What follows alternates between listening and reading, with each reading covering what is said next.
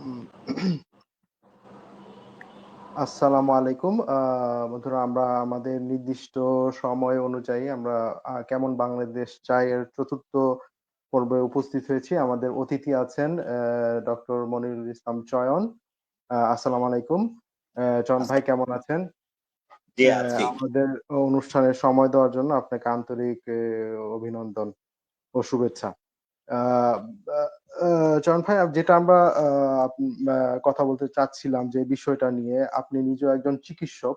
আ আমরা আসলে বর্তমানে বাংলাদেশের চিকিৎসা ব্যবস্থাটা এবং ভবিষ্যৎ সম্ভাবনা, এটা নিয়ে একটু কথা বলতে চাচ্ছিলাম। আপনার থেকে শুনতে চাচ্ছিলাম এবং আরেকটু জানতে চাচ্ছিলাম যে আসলে ঠিক অল্প কিছু পরিবর্তনের মাধ্যমে বাংলাদেশের চিকিৎসা ব্যবস্থার আসলে কি উন্নয়ন সম্ভব এবং মানে আমরা সাধারণ জনগণ যারা আছে, অ্যা যারা চিকিৎসা সেবাটা কিভাবে ভালোভাবে পেতে পারি, সেই বিষয়ে আপনার কাছ থেকে একটু শুনতে চাচ্ছিলাম।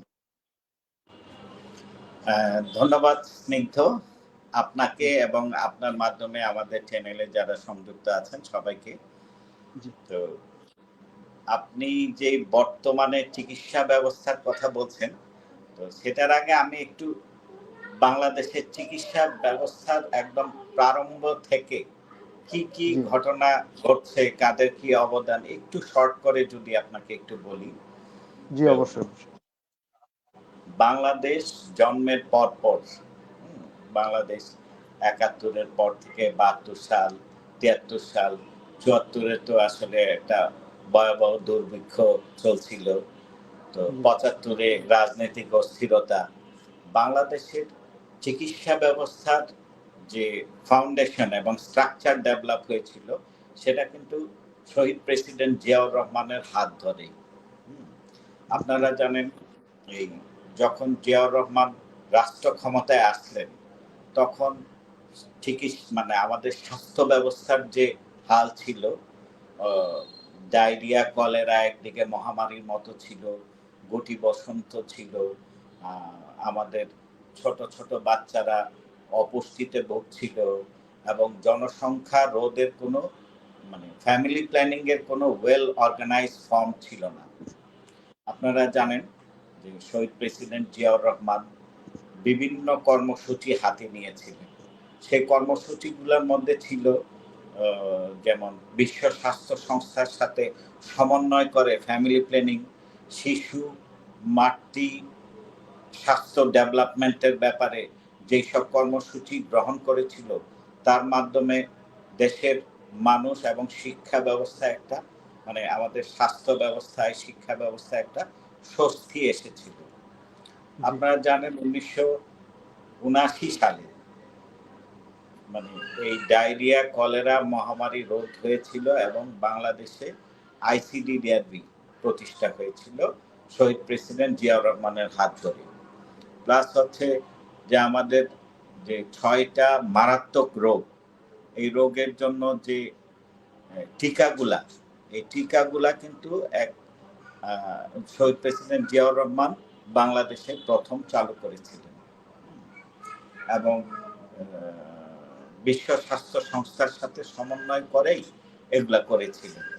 আরো আমরা জানি যে আমাদের যে টিটেনাস, টিটেনাস টিকা সরকারি এক অধ্যাদেশের মাধ্যমে ১৯৭৯ সালে টিটেনাস টিকা সকল মায়েদের, গর্ভবতী মায়েদের প্লাস হচ্ছে ১৫ বছরের উপরে সবার জন্য বাধ্যতামূলক করেছিল। এইসব কিছু ব্যবস্থা নেওয়ার জন্য শিশু মৃত্যুর হার অন্তত 75% কমে গিয়েছিল। হুম? তো যেটা বলছিলাম যে জিয়াউর রহমান থেকে আমাদের স্বাস্থ্য ব্যবস্থার যে একটা ফান্ডামেন্টাল ডেভেলপমেন্ট হয়েছিল, সেটা কিন্তু একটা চলন্ত অবস্থায় ছিল। হুম? আ পরবর্তীতে এরশাদ পরবর্তী আমলেও কিছু, কিছু ডেভেলপমেন্ট হয়েছে। যেহেতু একটা স্ট্রাকচার ডেভেলপ হয়েছে, তখন ওই স্ট্রাকচারের জেরেই বাকি ডেভেলপমেন্ট গুলা হয়েছিল। তো বিগত সরকারের সময়ে ১৫-১৬ বছরে আপনি জানেন যে আমাদের এই যে স্বাস্থ্য খাত, স্বাস্থ্য খাতে কি পরিমাণ দুর্নীতি হয়েছিল সেই দুর্নীতির কবল থেকে স্বাস্থ্য শিক্ষা খাতও বাদ যায়নি। যেমন স্বাস্থ্য শিক্ষা খাত ডেভেলপমেন্ট না করলে আপনি কিন্তু স্বাস্থ্য সেবায় কোনো ডেভেলপমেন্ট পাবেন না। সেগুলা যদি আমরা কিছুটা, আমি জাস্ট এক্সাম্পল হিসাবে কিছুটা বলছি, যে বাংলাদেশে টোটাল সরকারি মেডিকেল কলেজের সংখ্যা হচ্ছে ৩৭। তো এই ৩৭টি সরকারি মেডিকেল কলেজের মধ্যে ৬টি মেডিকেল কলেজ নতুন ছিল লাস্ট। তো ওরা হচ্ছে শুধু স্ট্রাকচার ডেভেলপমেন্ট করবে, অবকাঠামো ডেভেলপমেন্ট করবে। তো এগুলাতে করে কি হবে, দুর্নীতি করা যাবে, শত শত কোটি টাকা লুটপাট করা যাবে, কিন্তু স্বাস্থ্য শিক্ষার কোনো ডেভেলপমেন্ট হয় নাই।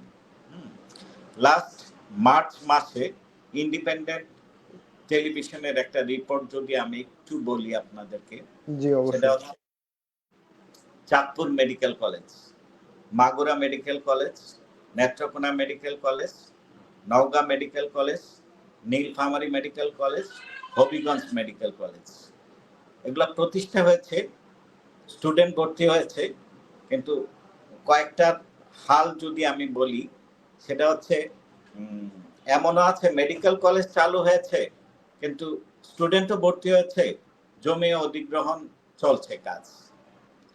চাঁদপুর মেডিকেল কলেজে যে সদর হাসপাতাল, সেখানে 8টি কক্ষ ভাড়া নিয়ে মেডিকেল কলেজ চলছে, মেডিকেল কলেজে ক্লাস চলছে, একটা ব্যাচ ক্লাস করছে, অন্য একটা ব্যাচ দাঁড়িয়ে আছে।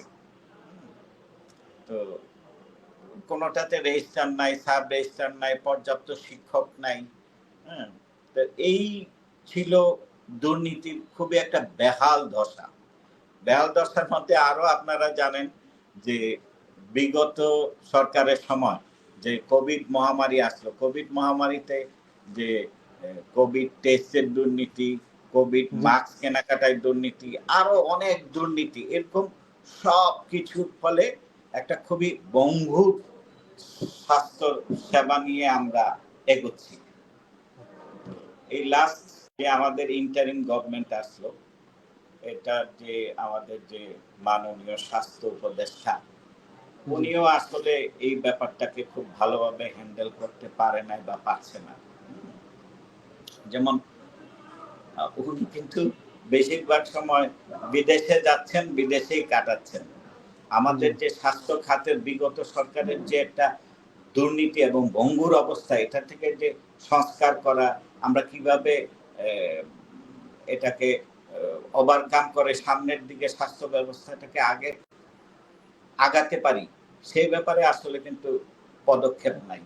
আপনাকে আগে পূর্বের দশা থেকে স্ট্যান্ড হতে হবে, দেন সামনে আমরা কিভাবে কি কি পদক্ষেপ নিব, আমরা কি কি গভর্নমেন্টের সাথে আলোচনা করে, স্বাস্থ্য খাতে বিশ্ব স্বাস্থ্য সংস্থার সাথে আলোচনা করে আরো কি কি পদক্ষেপ নিলে সামনের দিনগুলোতে ভালো করতে পারবো, সেটা যাব। কিন্তু এখন আমরা সেই পূর্বের অবস্থা থেকে এখনো পর্যন্ত স্ট্যান্ড করতে পারিনি।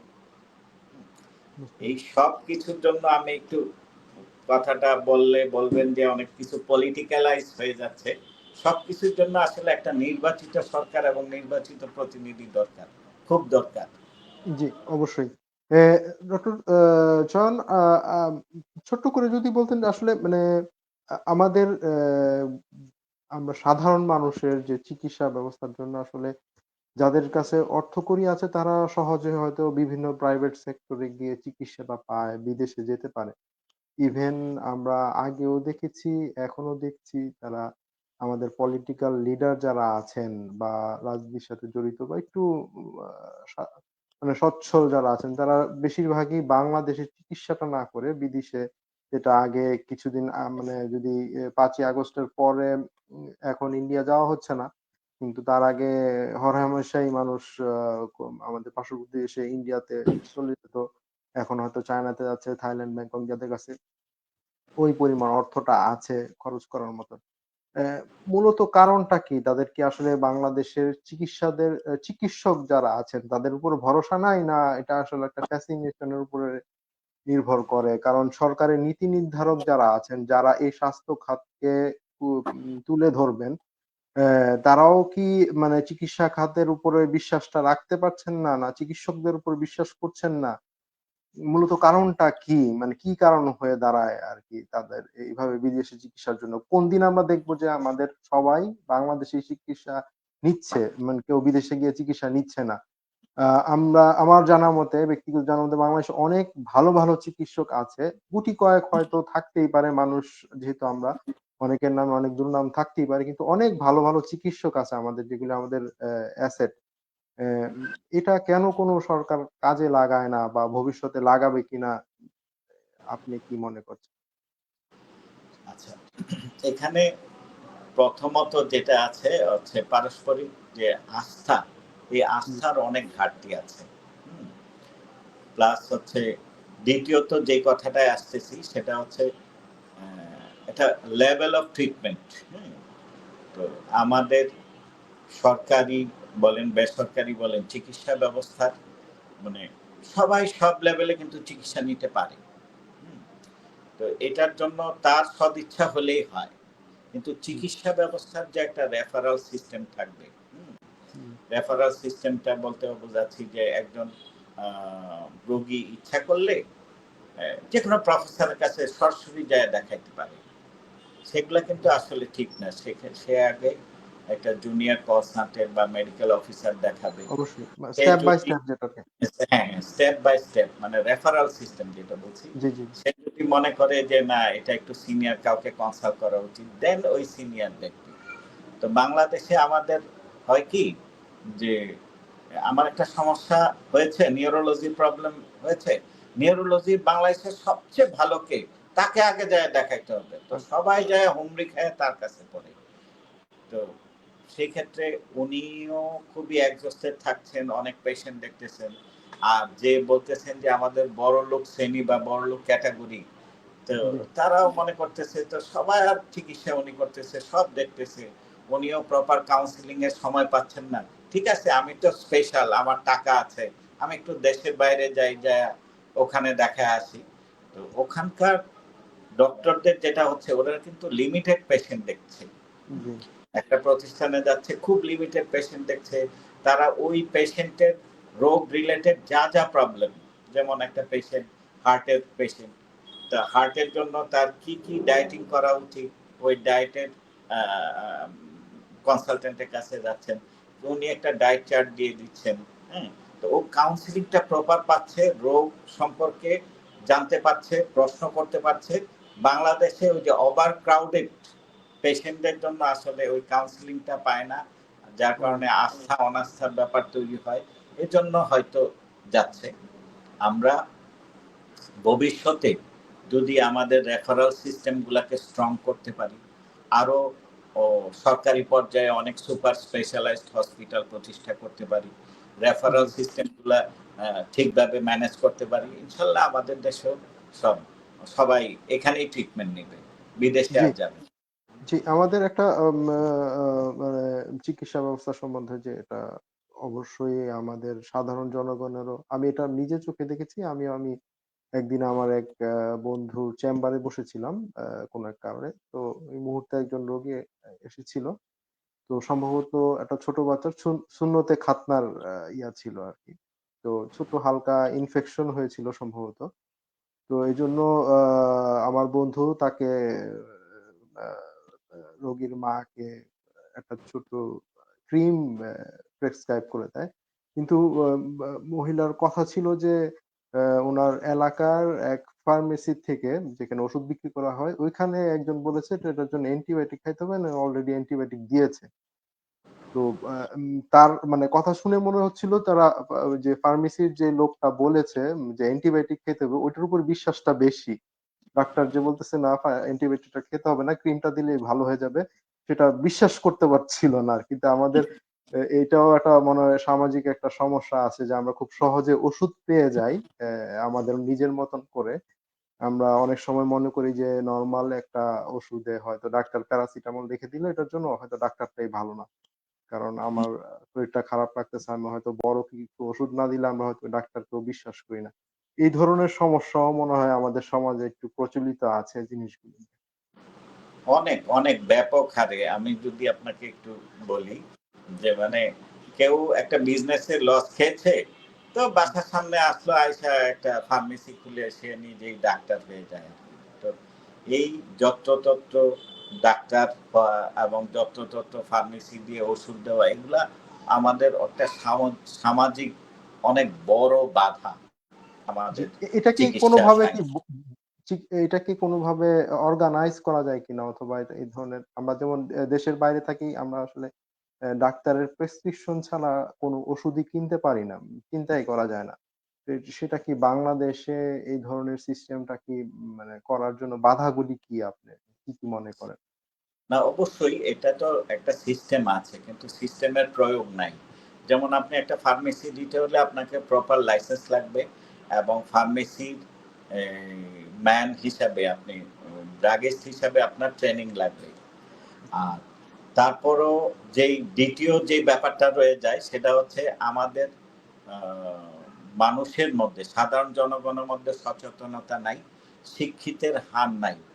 ওরা এখনকার দিনে এত আরো বেশি সমস্যায় পড়তে হয় আমাদের, যে YouTube এ একটা কথা বললে ওইটার রেফারেন্স দেয় যে YouTube এ এই বলছে, এটা করলে এই করা যায়। তো আসলে আমরা তখন মাঝে মধ্যে বিব্রত অবস্থায় পড়ি। তো সব রোগীকে আসলে সবকিছুর অ্যান্সার ওইভাবে দেওয়া যায় না। তো এগুলা একটা সামাজিক ব্যাধি। হুম? কিন্তু সরকার এবং জনগণ সব মিলে চাইলে সবই সম্ভব। সেক্ষেত্রে অবশ্যই জনগণকে শিক্ষিত হইতে হবে।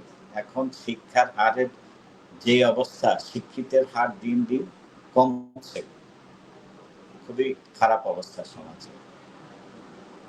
আপনি সরকারের পক্ষ থেকে আর কি পদক্ষেপ নিলে মনে করেন যে মানে একটা এখন যেমন হযবরল সিস্টেম আছে সেগুলি ভবিষ্যৎ যদি নির্বাচিত সরকার আসে কি সেক্টরে কাজ করলে মনে করেন যে এই হযবরল সিস্টেমটা একটু কাটায় ওঠা যাবে আরকি? ধন্যবাদ। একটা খুব সুন্দর প্রশ্ন করেছেন। হুম? আমি বাংলাদেশ জাতীয়তাবাদী চিকিৎসক, মানে ডক্টর অ্যাসোসিয়েশন অফ বাংলাদেশ, ড্যাব।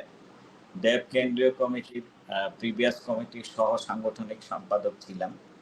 জি, তো যেটা বলছি, বাংলাদেশের পেশাজীবী সংগঠনগুলোর মধ্যে সবচেয়ে সুসংগঠিত সংগঠন কিন্তু ড্যাব। এবং আপনারা জানেন আগামীতে যদি সরকার গঠন হয় এবং বিএনপি যদি সরকারে আসে, তা আমার বিশ্বাস ড্যাব বর্তমান অথবা পূর্ববর্তী কমিটির আমাদের ডক্টর লিডার বলেন, তারাই হয়তো রাষ্ট্র ক্ষমতা বা স্বাস্থ্য খাতের কাণ্ডারি হবেন। হুম? তো এই প্রসঙ্গে আমার কিছু মনে হয় যে ওনারা আসলে স্বাস্থ্য খাতটাকে খুব ঢেলে সাজাতে পারবেন। আপনারা যদি স্বাস্থ্য খাতের আমরা দুর্নীতিটাকে বন্ধ করতে পারি, তাইলে স্বাস্থ্য খাত 50% এগিয়ে যাবে। আর কিছু কিছু যেগুলা আমি ব্যক্তিগতভাবে মনে করি, হুম? তো প্রথমেই আপনাকে স্বাস্থ্য শিক্ষা, আপনারা জানেন আমাদের স্বাস্থ্য শিক্ষা এবং স্বাস্থ্য সেবা ২ টা খাত, ২ টা ডিপার্টমেন্ট আছে। স্বাস্থ্য শিক্ষা খাতকে ডেভেলপ করতে হবে। শিক্ষা খাতকে ডেভেলপ না করলে স্বাস্থ্য সেবা ভালো আসবে না। তো শিক্ষা খাতকে যদি আমরা ডেভেলপ করতে চাই, প্রথমে আসতে হবে মেডিকেল কলেজগুলোতে শিক্ষার মান সুনিশ্চিত করতে হবে এবং যে আমাদের যে টিচার, বেশি বেশি পোস্ট গ্রাজুয়েশন টিচার তৈরি করতে হবে। কারণ আপনি অনেকগুলা মেডিকেল কলেজ করলেন, অনেক স্ট্রাকচার করলেন, আপনি যদি ভালো টিচার না আসে, তাহলে একজন ভালো ডাক্তার কিভাবে আসবে? জি, সেক্ষেত্রে এখানে আমাদের যে মেডিকেল সায়েন্স এর মধ্যে কিছু আছে বেসিক সাবজেক্ট আর কিছু আছে হচ্ছে ক্লিনিক্যাল সাবজেক্ট। আপনারা জানেন বা জানবেন যে বেসিক সাবজেক্টের টিচাররা কিন্তু ক্লিনিক্যাল প্র্যাকটিস করেন না বা ক্লিনিক্যাল কোনো তাদের এক্সট্রা ইনকামও নাই। হুম? সেক্ষেত্রে আমাদের ডাক্তারদের মধ্যে বেসিক সাবজেক্টে যাওয়ার মধ্যে একটা অনীহা থাকে। সেক্ষেত্রে সরকার যদি এরকম পদক্ষেপ নেয় যে আসলে বেসিক সাবজেক্টের টিচারদেরকে বেতন কাঠামোটা আরো উন্নত করতে হবে। তাদেরকে নন প্র্যাকটিসিং অ্যালাউন্স দিতে হবে, তাহলেই কিন্তু ভালো ভালো স্টুডেন্টরা এই বেসিক সাবজেক্টের প্রতি আগ্রহী হবে এবং বেসিক সাবজেক্ট ডেভেলপমেন্ট হবে। বেসিক সাবজেক্ট ডেভেলপমেন্ট হলেই আমাদের স্বাস্থ্য শিক্ষা খাত উন্নত হবে।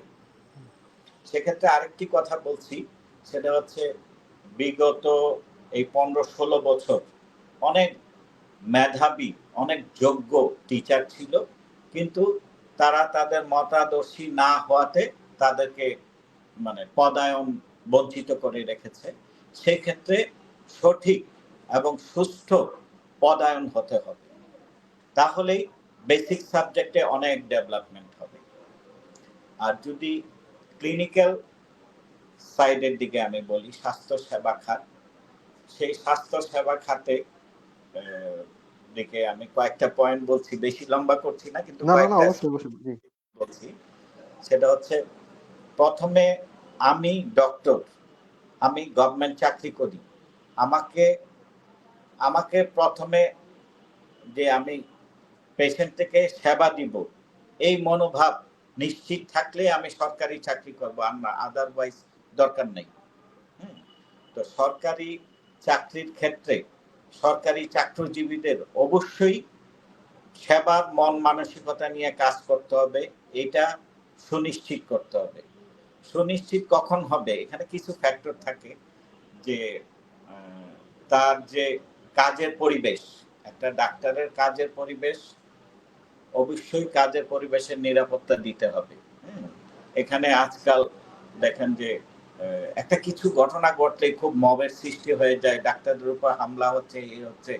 এই জিনিসগুলা থেকে আমাদের একটা সরকারি হাসপাতালে একজন ডাক্তার চিকিৎসা সেবা দিবেন, অবশ্যই তার ভালো মানসিকতা নিয়ে দিবেন, কিন্তু এই যে কিছু হলেই ডাক্তারের উপর চড়াই হয়ে যাওয়া, ডাক্তারের দোষ, এটা নিয়ে অপপ্রচার করা, এইগুলা থেকে আমরা একটা সুনিশ্চিত পরিবেশ এনশিওর করতে হবে।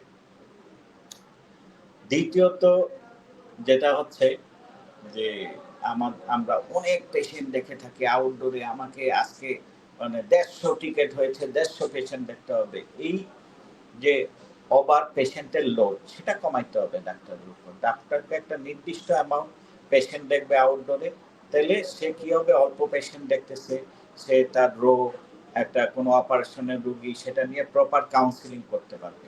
তাইলেই কিন্তু রোগী এবং ডাক্তার এর মধ্যে পারস্পরিক একটা আস্থার জায়গা সৃষ্টি হবে। কিন্তু ওই ওভারলোডেড পেশেন্ট আসলে কারোর জন্যই ভালো না, পেশেন্টের জন্যও ভালো না, ডাক্তারের জন্যও ভালো না। তো আরো কিছু ব্যাপার, সেটা হচ্ছে যেমন জানেন বাংলাদেশ মেডিকেল ইউনিভার্সিটি যেমন পিজিতে বিগত সময়ে চালু হয়েছে বৈকালিক চিকিৎসা সেবা। আমি একটা সদর হাসপাতালে পোস্টিং আছি অথবা থানা হেলথ কমপ্লেক্সে পোস্টিং আছি, দুপুরের পর ইনডোর রোস্টার ডিউটি ছাড়া আর আউটডোর চালু না। তখন মানুষ ওই সব ক্লিনিক, হাসপাতাল, কিছু দালালের খপ্পর, ওগুলার খপ্পরে পড়ে যায়।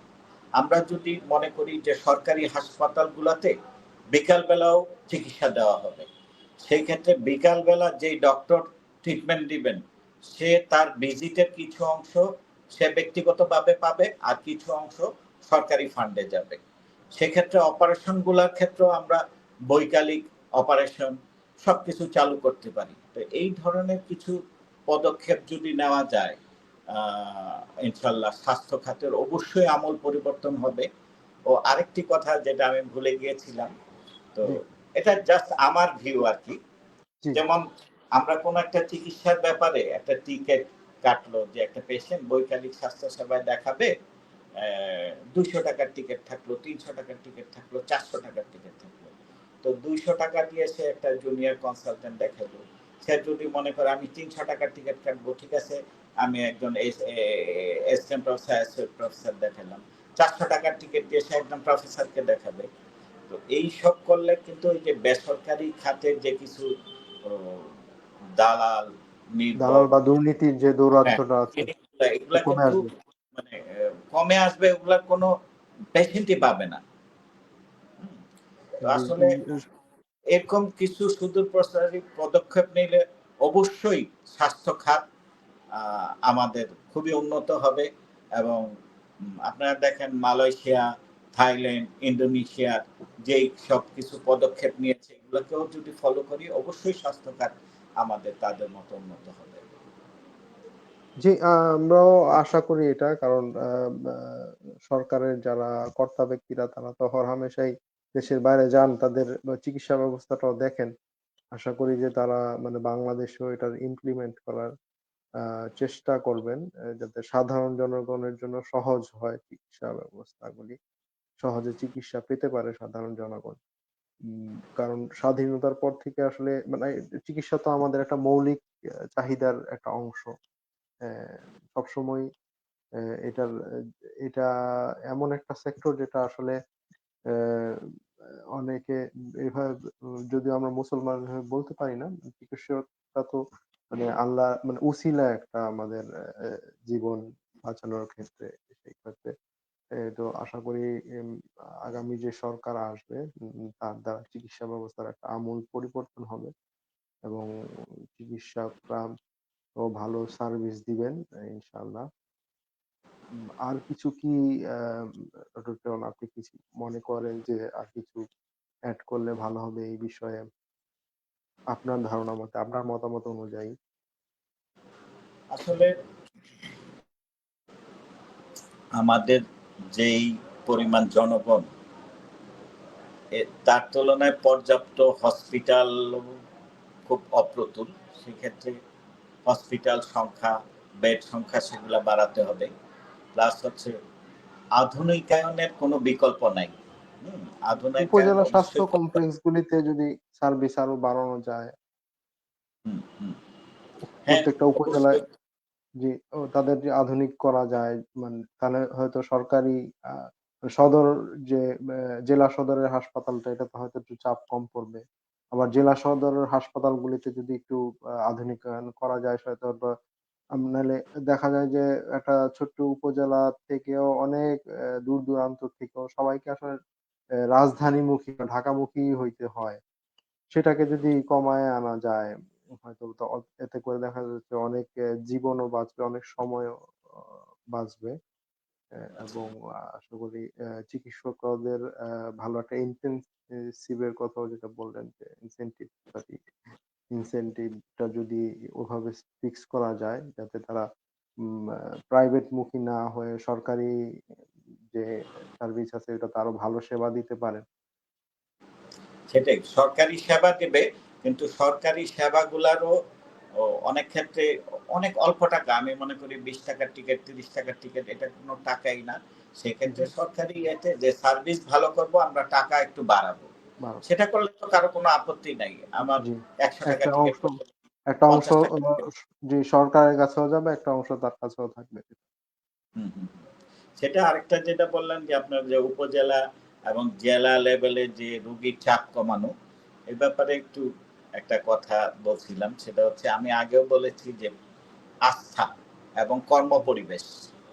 তো একটা উপজেলা লেভেলে একজন ডাক্তার আ সাপোজ ইমার্জেন্সি ডিউটি করছেন। হুম? তো পেশেন্ট পার্টিটা অনেক লোকজন পেশেন্ট নিয়ে আসছে, খুব অ্যাংশাস। তখন কিন্তু ও এই ট্রিটমেন্টটা এখানে করতে পারে। সে করে কি ওটা এইসব ঝামেলা এড়ানোর জন্য জেলা সদরে রেফার করে দেয়। এই যে ডিশোল্ডারিংটাই হচ্ছে কিন্তু প্রপার কর্ম পরিবেশের অভাবে। আপনি দেখবেন একটা কোনো ঝামেলার রোগী, একটা মারামারি অনেক ঝামেলার অনেক লোকজন আসছে। ও তাড়াতাড়ি ওই ঢাকা মেডিকেল রেফার করে দিবে। হুম?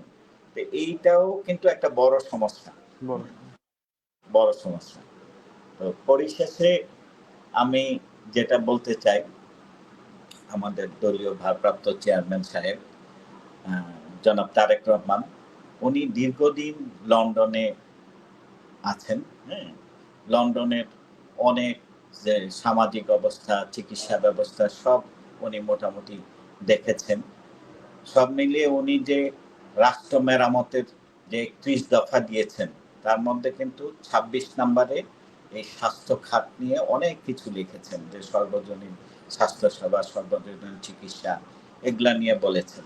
তো আশা করি যেহেতু যার মধ্যে একটা আধুনিক চিকিৎসার মনোভাব, যে আমরা বাংলাদেশটাকে একটা আধুনিক বাংলাদেশ হিসাবে গড়ে তুলব। অবশ্যই আগামীতে বাংলাদেশের স্বাস্থ্য খাত, আমি যেগুলা বললাম আমার ক্ষুদ্র জ্ঞান থেকে বললাম। আরো যারা স্বাস্থ্য খাতের কান্ডারি হবেন তাদের মধ্যে আরো বড়, বড় অনেক চিন্তা ভাবনা আছেন। অবশ্যই আগামীতে বাংলাদেশ আমাদের মানে চিকিৎসা খাতে অনেক ভালো করবে, অনেক এগিয়ে যাবে এই প্রত্যাশাই করি। ধন্যবাদ ডক্টর মনিরুল ইসলাম চয়ন। আপনার সাথে কথা বলে ভাল লাগলো। আমরাও আশা করব ভবিষ্যতে বাংলাদেশ জাতীয়তাবাদী দল যদি সরকার গঠন করে, আপনারা সহ আরো যারা আছেন মেধাবী ডাক্তাররা, তারা চিকিৎসা স্বাস্থ্য উন্নয়নের জন্য ব্যাপক ভূমিকা রাখবেন। ইনশাল্লাহ জাতীয়তাবাদী দলের যিনি বর্তমান নেতা আছেন তারেক রহমান, উনারও হয়তো যথেষ্ট পরিমাণ ভূমিকা থাকবে। আসলে নেতার যদি সঠিক ইচ্ছা থাকে এই স্বাস্থ্য খাতে উন্নয়নে, ইনশাল্লাহ আমরা জনগণরাও আশা করব যে এই বিষয়ে আমূল পরিবর্তন হবে আরকি সাধারণ মানুষের জন্য। ধন্যবাদ আবারও মনিরুল ইসলাম চয়ন ভাই। আ আমাদেরকে সময় দেওয়ার জন্য আপনার ব্যস্ততার সময়ের মাধ্যমে। আসসালামু আলাইকুম। আপনাকেও ধন্যবাদ। আপনার মাধ্যমে যারা আমাদের লাইভটি দেখছেন সকলকে ধন্যবাদ। ইনশাআল্লাহ আবার কোনদিন হয়তো দেখা হবে। ইনশাআল্লাহ। আসসালামু আলাইকুম। আসসালাম।